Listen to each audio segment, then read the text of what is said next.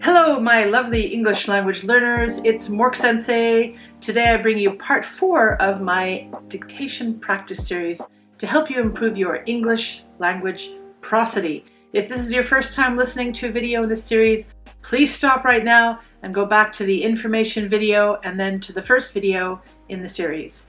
Doing so will help you review the 2 areas we're working on, which are sentence stress and pausing.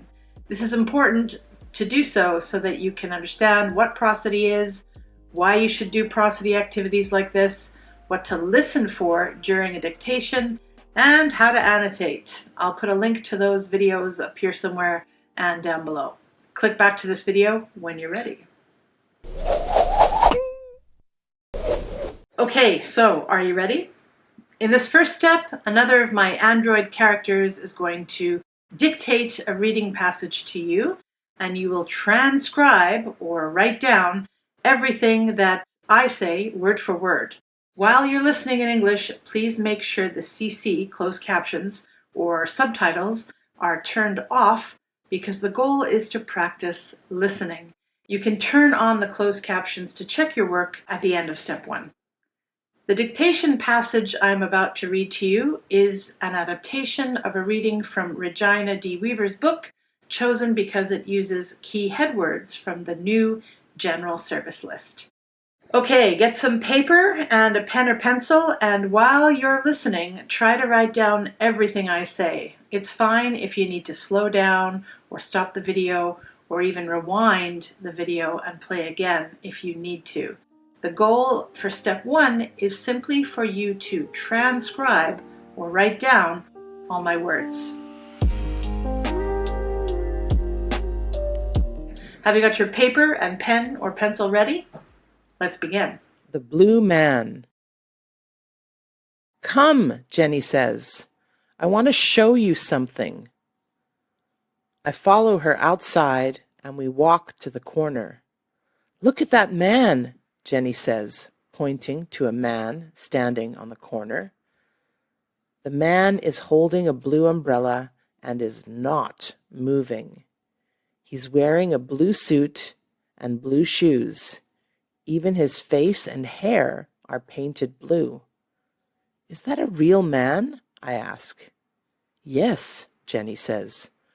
Why is he painted blue? I ask. And why isn't he moving? Because he's acting, Jenny says. He's doing that, so we'll give him money. It's a show.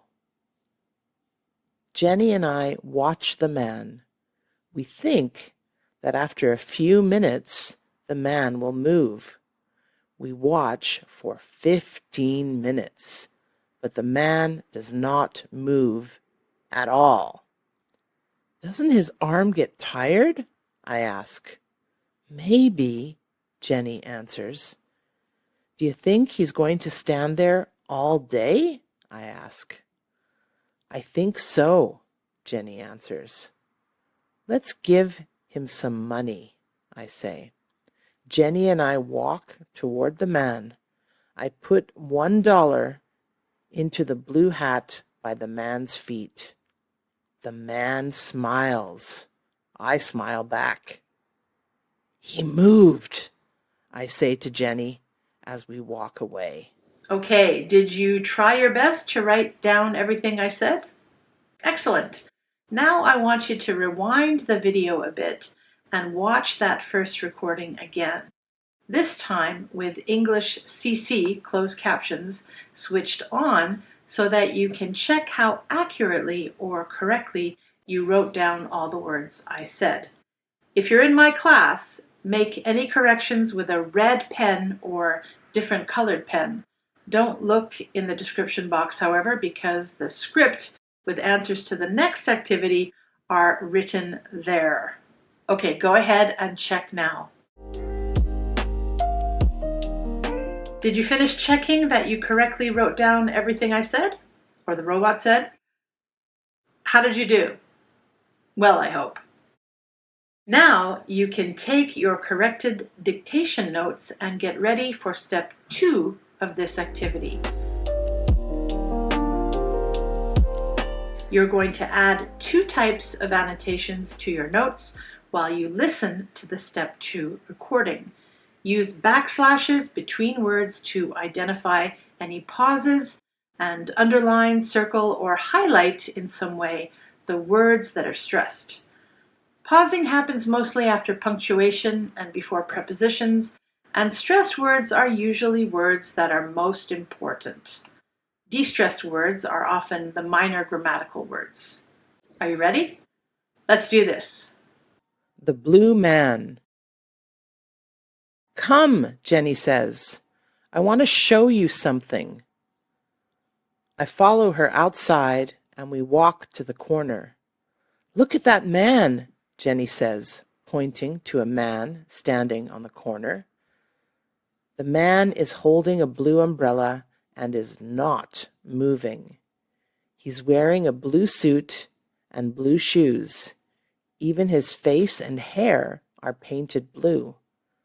Is that a real man? I ask. Yes, Jenny says. Why is he painted blue? I ask. And why isn't he moving?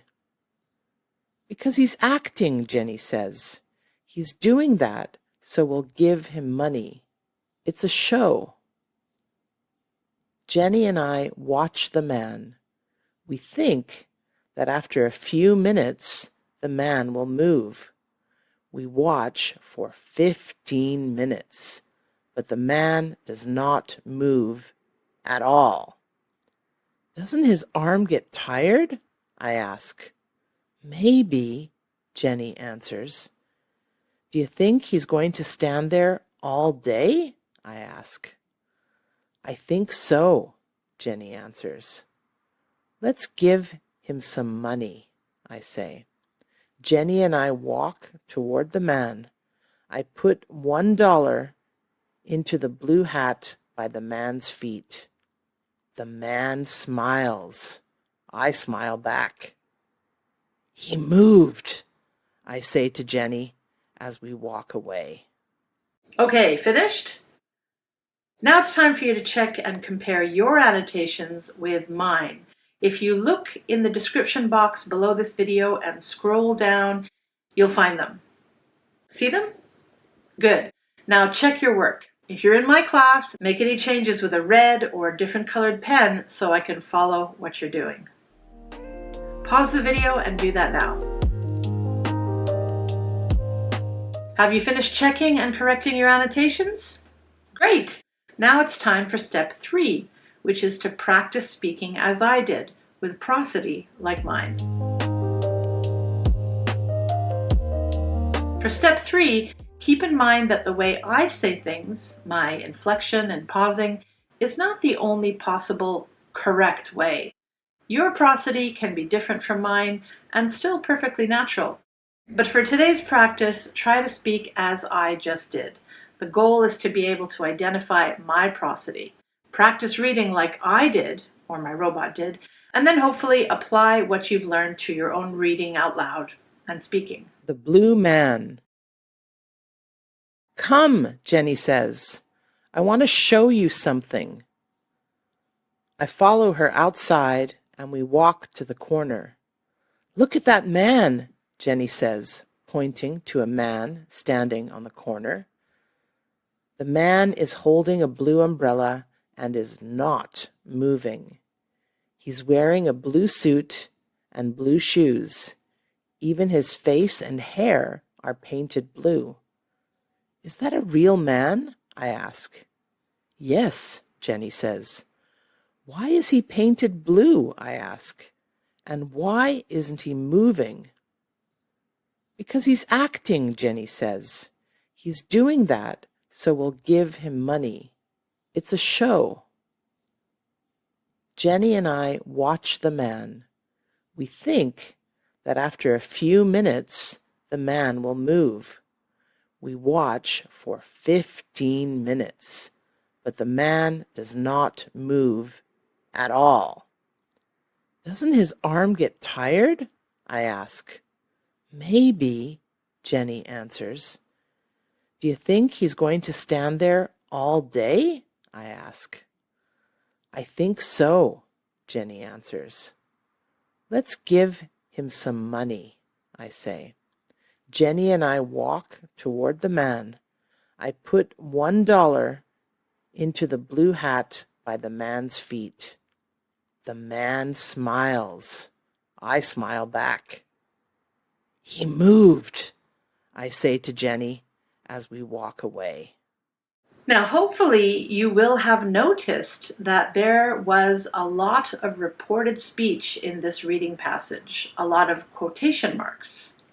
Before and after quotation marks, we usually add pauses. Did you catch them all? Another thing you might have noticed is that the reported phrases used before or after the quoted speech might have sounded distressed to you.